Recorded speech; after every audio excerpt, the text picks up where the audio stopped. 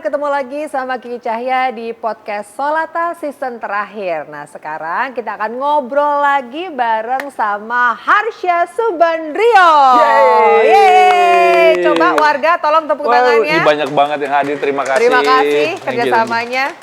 Ini sebelumnya saya izin dulu ya kepada senior, mohon maaf kalau nanti ada pertanyaan yang agak belok-belok, tapi kan ya namanya sama penyiar, pasti udah tahu dong kalau saya mau nanya kemana, pasti Bapak tahu ya? Ya, jadi memang tugasnya seorang penyiar radio itu adalah meluruskan yang bengkok dan membengkokkan yang lurus. Iya.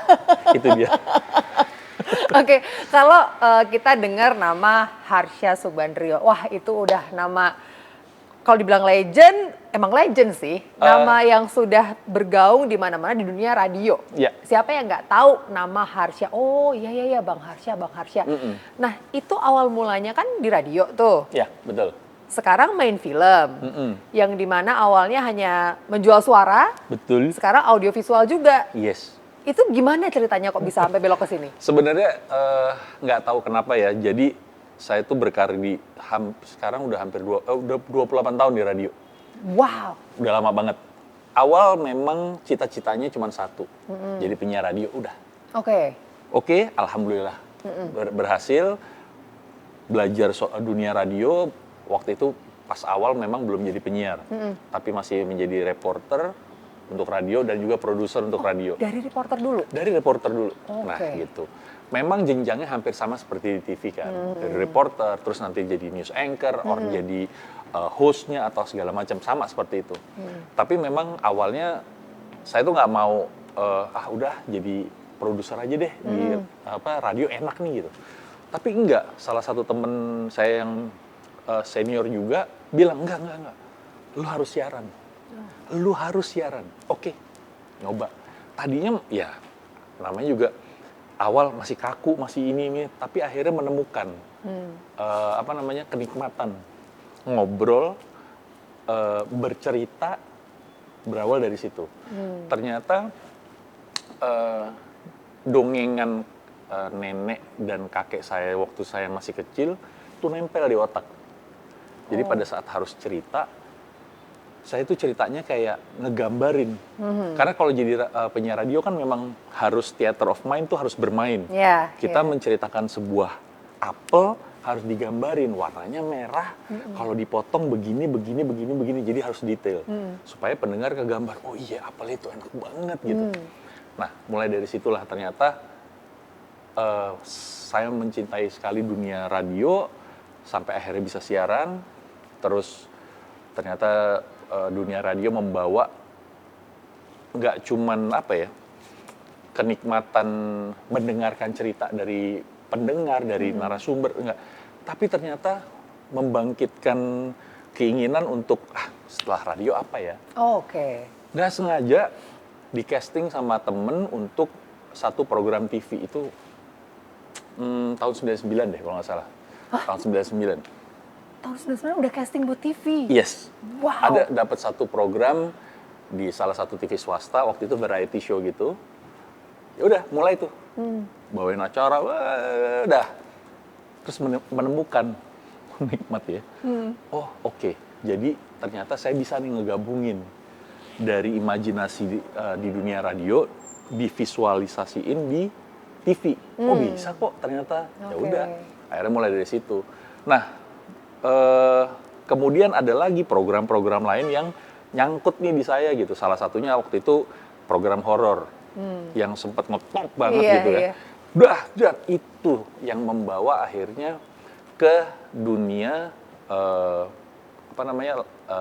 mulai dari saya pernah sekali nyobain main sinetron. Ya udah. Itu bertahan berapa lama sinetron? Sinetron tuh waktu itu kalau nggak salah sampai 26 episode aja udah habis itu.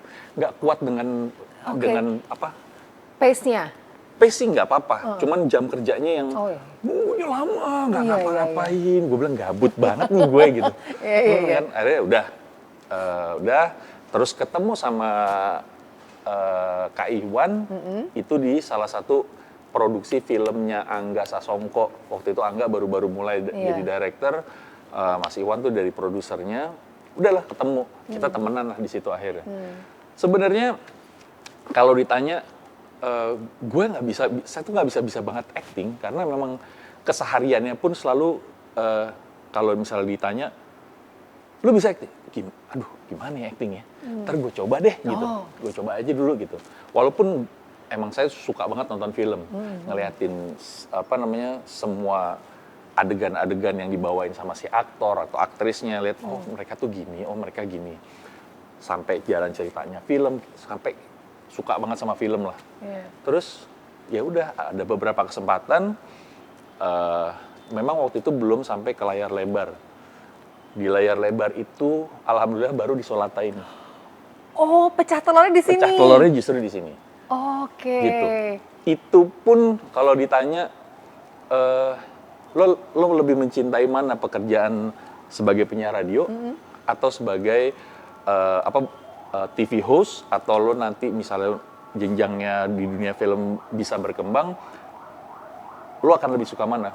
Saya akan bilang saya suka mencintai semuanya karena menurut saya sih itu bisa dijalanin sama-sama kok. Iya, gitu. iya. Jadi semuanya ngalir aja gitu ngalir aja semuanya. Gitu. Tadi bilang bahwa 28 tahun di dunia radio, padahal sekarang kan baru umur 30 tahun kan ya? Sekarang alhamdulillah baru 29,5 lah ya. Jadi 1,5 tahun udah radio ya?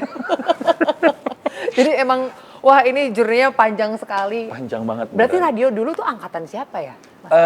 Jadi gini, kalau dibilang angkatan, Kiki inget Ferdi Hasan. Ferdi Hasan tuh senior saya. Dulu saya satu radio sama dia music director, saya masih jadi produser dia siaran juga. Nah sesudah itu Ferdi yang bilang, lu harus siaran. Oh, Mas Ferdi. Jadi setelah itu, saya kalau ditanya angkatannya siapa ya, jadi agak bingung. Waktu itu yang sepantaran nama saya itu siapa ya? Sampai lupa. Ada banyak sih. Oh, Rico Ceper, gitu-gitu. Oh, Cepel. Iya. Nah, kan agak cadel, tapi memang salah satu penyiar yang berhasil. Karena walaupun memiliki kekurangan ya si Rico gitu. Jadi angkatannya dia lah gitu. Apalagi ya, kalau ditanya lu, soalnya gini, banyak orang-orang yang awalnya mereka benar-benar intens banget jadi penyiar radio. Tapi pada saat mereka masuk dunia TV, mereka ngelupain radionya. Nah, gue nggak bisa gitu. Gue apa saya tadi ngomongnya? Saya lah. Nggak apa-apa, enaknya aja. Bebas. Ya. Jadi gue nggak bisa bahwa karena dunia radio itu udah it's not a job, it's part of life buat gue. Sama kayak gue ngopi itu buat gue bukan gaya hidup, tapi bagian dari hidup gue ngopi. Nah, si dunia radio ini yang jadi pernah gue vakum siaran selama setahun. Setahun itu gue kayak orang gila. Gue ngajak ngobrol siapa ya gitu. Setiap pagi udah ada di studio dari jam 5 pagi. Udah siapin buat bahan siaran, ngobrol sama produser. Jadi pada saat jam 6 on air itu udah enak semuanya. Tiba-tiba kebiasaan itu hilang nih. Duh, gue ngobrol sama siapa sampai setiap harus pergi pagi. Misalnya waktu itu nggak bawa mobil karena lokasi ntar minta dijemput aja nanti nggak usah perginya nggak usah diantar. Dan supir taksi gue ajak ngomong sampai tujuan. Supir taksi bilang, saya baru kali ini Pak ngobrol enak banget katanya. Iya Pak, terima kasih, saya juga. Gue sampai ngomong kayak gitu. Sampai akhirnya momen zaman dulu belum keluar podcast, belum YouTube belum ada. Jadi buat gue sulit gitu untuk switching sebenarnya. Tapi kalau sekarang kan udah bisa nih. Kalau dulu kalau misalnya sekarang lo belum dapat radio lagi, lo bisa bikin podcast, ya kan? Mau yang audio aja atau yang audio visual juga silahkan. Bisa ngobatin kangen lah. Bisa ngobatin kangen. Tapi itu menarik. Sampai kemarin ini gara-gara pandemi, gue kehilangan pekerjaan di dunia radio yang sebelumnya. Yang sampai 8 tahun, gue akhirnya harus live di TikTok. Karena gue gini, gue mesti ngobrol, gimana cara? Istri gue begini, kamu kan ada TikTok, ya udah coba aja ngobrol. Ide menarik ya. Nah, pada saat gue memulai, itu belum ada yang pakai brand, gue pakai brand nama gue Harsup, Harsya Subandrio. Harsup siaran di TikTok, itu belum ada.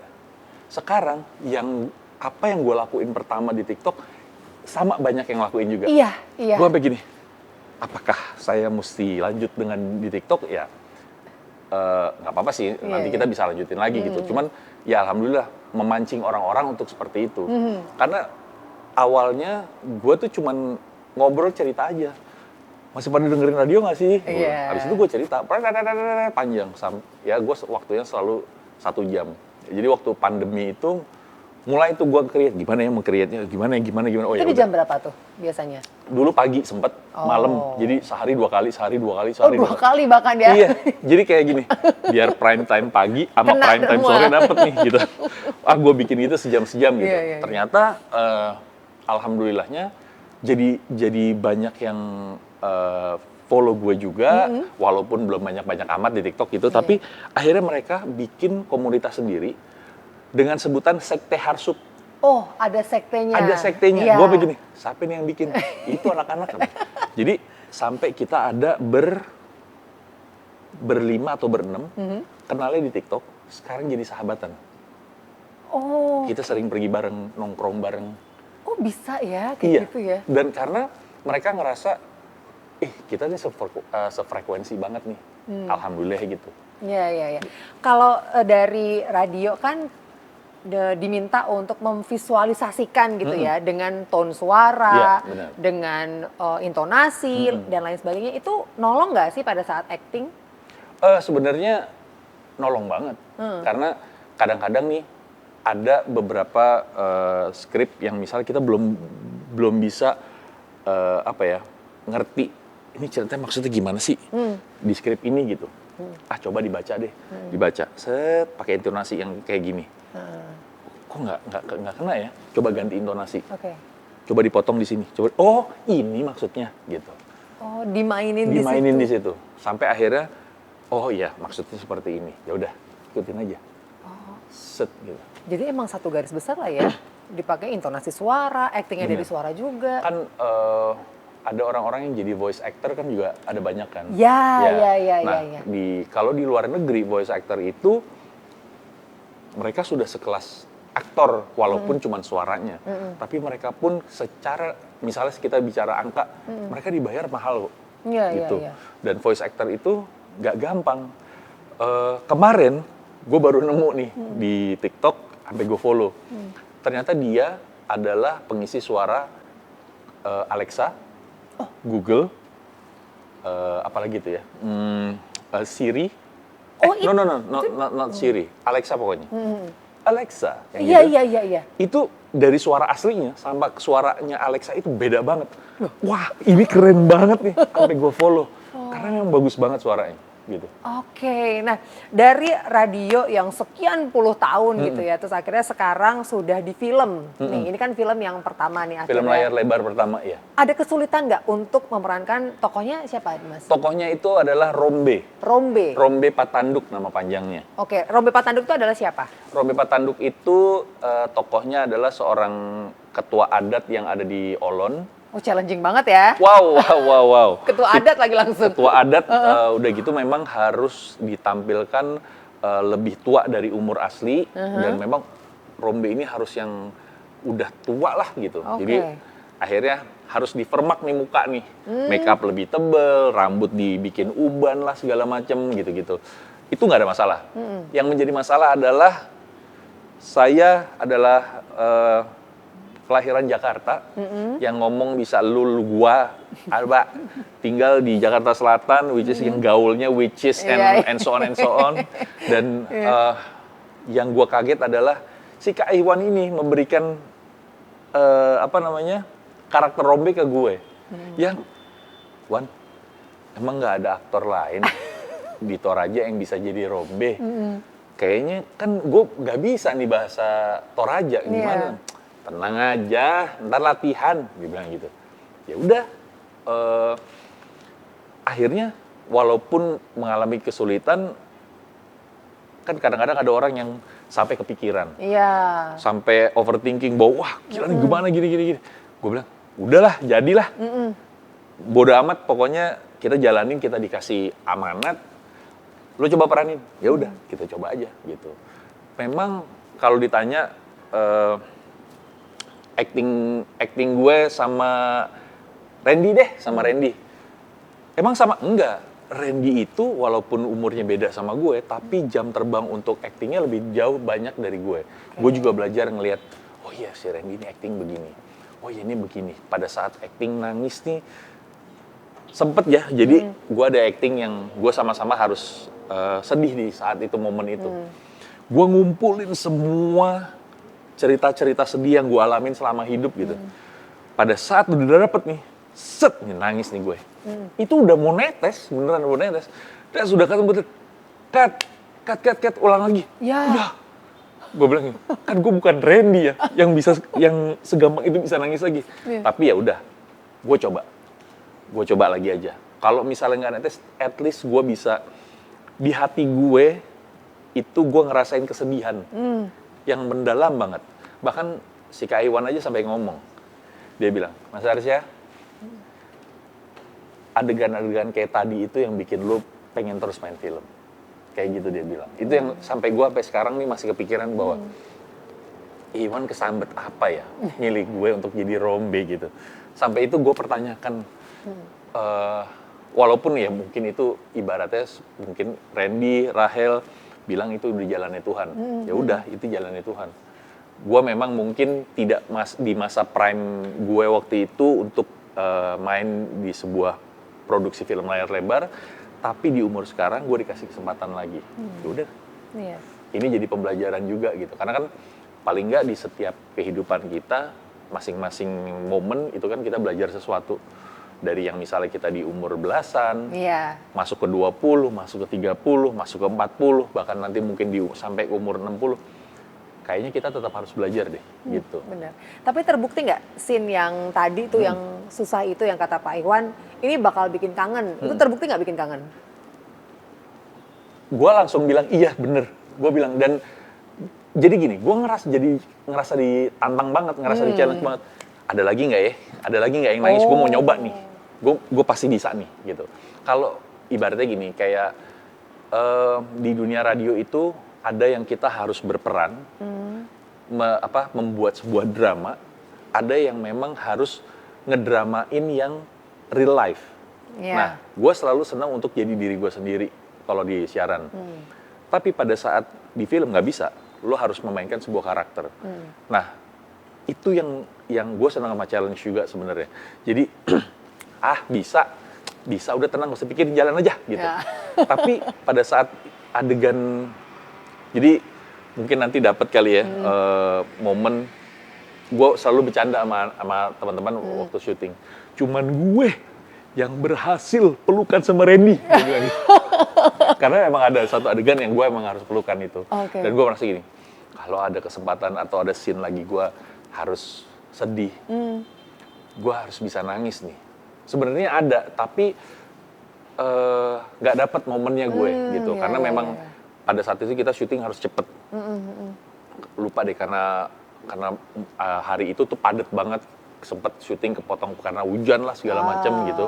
Jadi ada yang dipadet-padetin. Akhirnya ya udahlah, gue sebisa mungkin memerankan Rombe. Kalau misalnya ada kekurangan, gue selalu menjadikan kekurangan itu tenang. Orang pasti salah. Tapi nanti dia akan perbaiki di berikutnya. Nggak apa-apa, biarin aja. Bahkan sampai ada temen karena ngelihat promosinya Solata di Instagram begitu masif banget, dia manggil gue, Jack, film yang lo main itu idealis banget ya. Iya. Emang lo nggak takut kalau filmnya nggak sukses? Jangan dipikirin mau filmnya sukses atau nggak sukses. Itu yang penting orang yang nonton dapat esensi dari si filmnya. Bukan masalah meledak atau nggak meledak, itu kan semuanya by moment, ya kan? Ada saatnya nanti orang-orang akan menghargai film-film idealis Indonesia, terutama yang ngangkat isu tentang pendidikan, mental health, terus juga tentang anak-anak, tentang keluarga. Pasti nanti ada kok. Kan sekarang udah mulai nih film-film Indonesia yang ceritanya soal keluarga, orang-orang udah pada senang banget, ya kan? Terus komedi udah banyak yang menghargai banget. Horor, walaupun banyak banget itu horor, tapi kita kan harus bisa milih horor mana yang kita tonton, kayak misalnya kayak gitulah. Pasti selalu ada value yang ditawarkan. Betul, ya, pasti yang ada value. Bisa kita pilih juga nih, mau kita ambil value yang mana. Nah, aku penasaran juga nih sama Mas Harsya untuk ngomong bahasa Toraja. Tapi ini kita akan save ya untuk Iya. episode berikutnya ya. Jadi Ya, nanti boleh. untuk next episode kita akan challenge untuk ngobrol bahasa Toraja. Siap. Ngomong sendiri. Kalau ngobrol kan berdua ya. Malah ngobrol berdua. Iya. Ngomong sendiri. Pelan-pelan aja. Oke, sampai ketemu lagi di episode berikutnya. Bye.